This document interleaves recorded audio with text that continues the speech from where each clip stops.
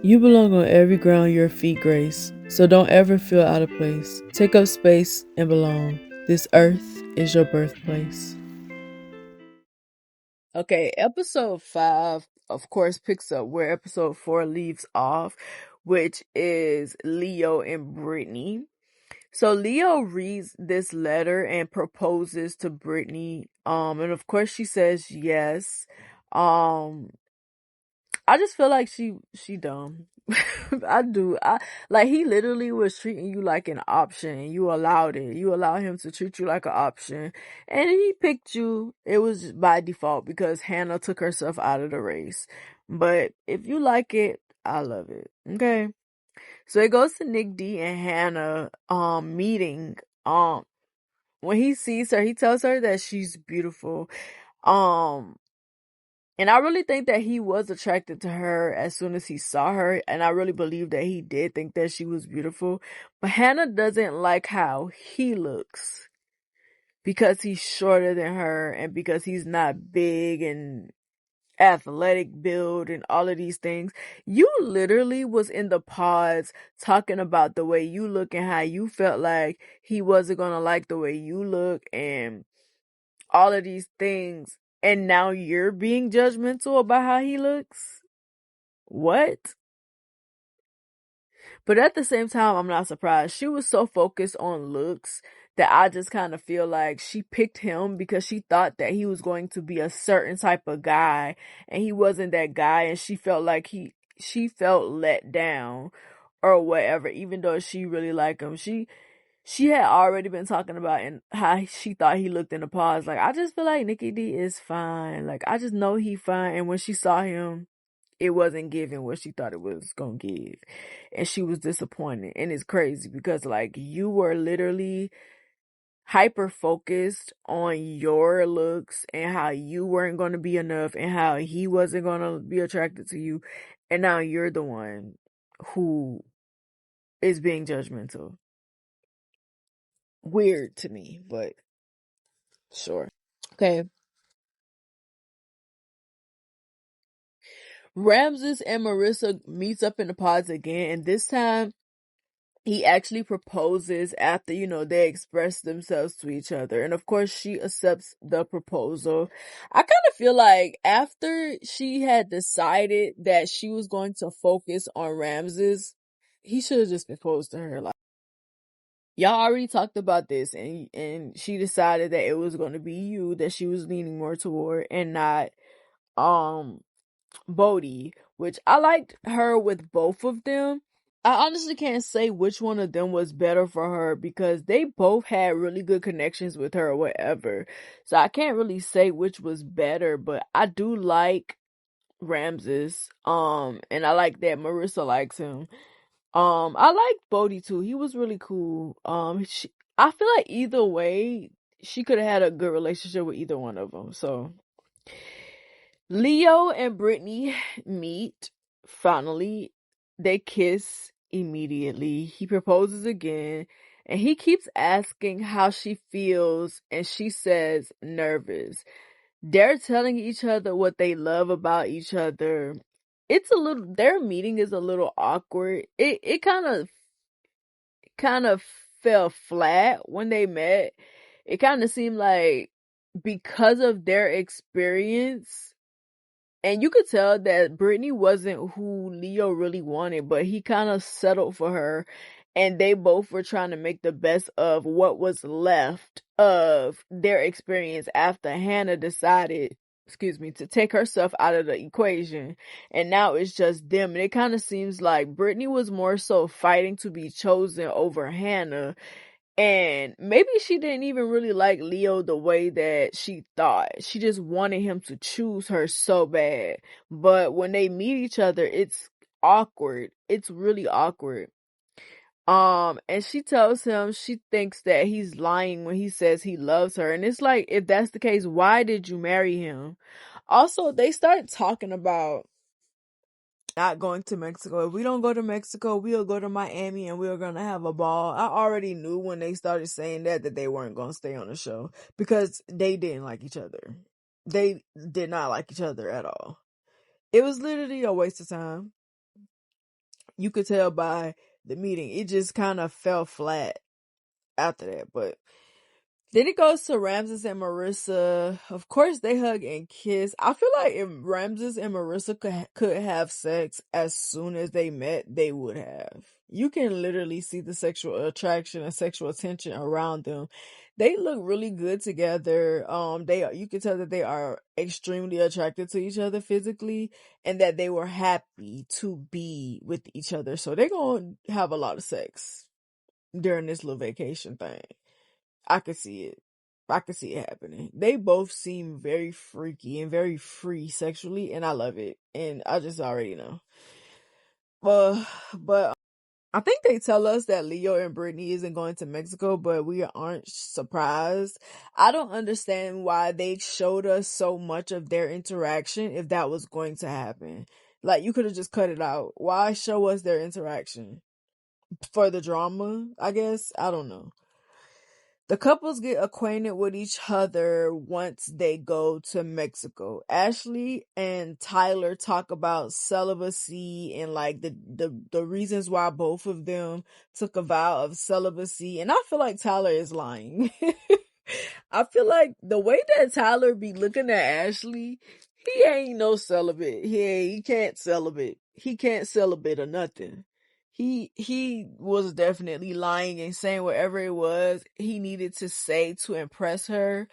And I feel like Ashley is impressed, but I don't think that Ashley is stupid. I think she's still like being careful about the things that she say and do around him, even though they've already gotten through this process. But sure, Tyler, you were celibate. Hannah and Nick talk about looks, of course, because that's all Hannah could talk about, and like how she thought he was gonna look and how he thought she was gonna look, and if he's attracted to her, and he tells her that he thinks she's beautiful and that he's attracted to her. I'm sick of hearing about looks. Alex says she couldn't tell if Tim was fine because she couldn't see. She was like, I couldn't see you for real, for real. You asked me if I like how you look, and I was like, really, I can't see him. I would have told him that from the jump. Like, to be honest, man, I can't see you. I don't know how you look. Said she don't have on her glasses. He like, why you walk around without your glasses on? She like, I'll wear them things or whatever. It was funny though. I thought it was really funny that she said that. Marissa admits that she used to judge guys like Ramsey because she dated a lot of military masculine men and men who were, I guess, more in touch with their emotions, and I hate to say feminine side, but feminine side. She judged them, but even though she knew that that was the type of man that she needed to be with. So we're going to see how this works out between the two of them if that was the case. Because it's hard to come out of that when you were that person. Especially for women. Especially for women. Women will judge the heck out of a feminine man. They'll say they want a man like that, and then they get a man like that, and he too feminine all of a sudden. But anyway, Monica and Steven seems to be physically attracted to each other, but I really don't care. Taylor and Garrett talk about physical features, expectations versus reality, and how they expect each other to look and how they really look and how they feel about how they look. And then they talk about their family, their moms specifically, and talk about how they admire their moms because their moms took care of everybody else first and themselves later. I think that that's not uh I don't think that that's a trait to love about your mother, but sure. Like, I would much rather my mom is the same way, but I would much rather her take care of herself first, even though I know she's not going to do that. I would never admire my mama for putting other people before herself. That's not, to me, I hate that women are admired for having that trait, and I feel like that narrative needs to change. Sometimes it's okay to put yourself first. Like, yeah, it's cool to put everybody else first, but sometimes it's okay to put yourself first. Like, you don't have to always do it. And I don't admire that about my mother. I wish she would put herself first, and I wish she would do things for herself and stop worrying about everybody else. And I wish she would live her own life and stop worrying about everybody else. It's not something to admire. That's just my opinion. You could tell that Tyler is obsessed with Ashley, like the way she looked, the way he looks at her, like he want them draws bad. You can tell. Every time he look at her, you can see the lust in his eyes. You could just see the obsession with how she looks. And Ashley is beautiful, so I understand. Like, she is very beautiful. She's a beautiful woman.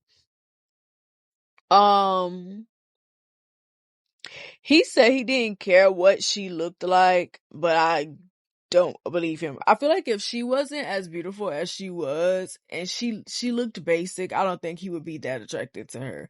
But if he says that that's how it is, then I guess we gotta go by that. I don't believe him, but sure. Um, I love me some Tim. Like, I love the type of person that Tim comes off as. Tim seems to be. He seems to be one of those men that love taking care of their women or whatever. And they kind of had a conversation, him and what her name is, him Tim and Alex had a conversation about how she asked him if he thinks she's bossy, and he's like, not with me, you not. And it wasn't even no like argument, no back and forth. Like, he said, I'm an immovable object. I'm like, you tell her something. Who she thinks she finna boss around? Like, go ahead. I was like, yeah, let her know what you be like. Cause who she thinks she finna boss around? Like, do you think I'm bossy? And I do feel like Alex tries to be bossy. I do feel like she can be bossy, but do I feel like she would be that and Tim would do whatever it is that she tells him to do? No. I don't. I think that he a immovable object. I believe him. And I actually respected him for saying that, because he isn't the type of man who's just like, you're gonna listen to everything I tell you to do and I'm gonna be the one to control whatever. He still is a caterer. He still cares for his woman, but at the same time, I'm the nigga. I'm that nigga. Just remember that I'm that nigga, okay? Yeah, I'm gonna do all this little cute stuff for you. I'm gonna make you cry. I'm gonna shed a little bit of tears. I'm gonna tell you how much I love you. I'm gonna take care of you and all this stuff. But don't forget that I'm that nigga. That's the type of energy I got from Tim, and I love it. But Hannah and Nick talk about being emotional while they were in the pause, and he said that she was never emotional with him, but she would tell him that she cried or something like that. He said they're having a conversation, and he says he wants to see what the other girls look like, and she isn't happy about that. And then this is when she goes to her confessional and she's talking about how she thought he was gonna look compared to how he actually looked, and that she wasn't really satisfied at first, but now that she's matched his face with his voice and gotten comfortable with him, she's physically attracted to him. And I kind of feel like Hannah decides whether she's attracted to Nick every day or even a couple of times during the day, like depending on what he does, what he says and stuff like that. That depends on if she's attracted to him or not, because I feel like she gets the ick from him a lot, and we saw that in the scene where he was riding those ducks and he invited that random lady to ride the duck with him, to race him, and she did not like it. And the lady said that Hannah was jealous, and Hannah was like, I'm not jealous, I'm just disgusted, basically. Like, why are you riding a duck, let alone racing another woman on a duck, making me look like a fool because you look like a fool. That's basically what was on her mind. You look like a whole fool and you making me look like a whole fool. And he went, after he finished playing with the lady, he went back over there and talked to her, and like, she's like, I think you really bothered by what I did. And she like, yeah, like, it's unattractive. I don't like seeing men ride things. Like, if you were riding a horse or a donkey, I don't want to see it. And I was like, he can't ride a horse. Him riding a horse gives you the ick. What's wrong with y'all sometimes? Sometimes y'all be saying some stupid stuff. Men can't do certain things. It gives you the ick. Ew, he rode a horse. That's so unmanly. Riding a horse is like one of the manliest things that you can do as a nigga to me. Like, what do you mean? Like, what do y'all be meaning? And if you looking at it in a sexual way, something is wrong with you, not him. It's you that got the problem. But okay, Hannah. Apparently, men riding things give her the ick.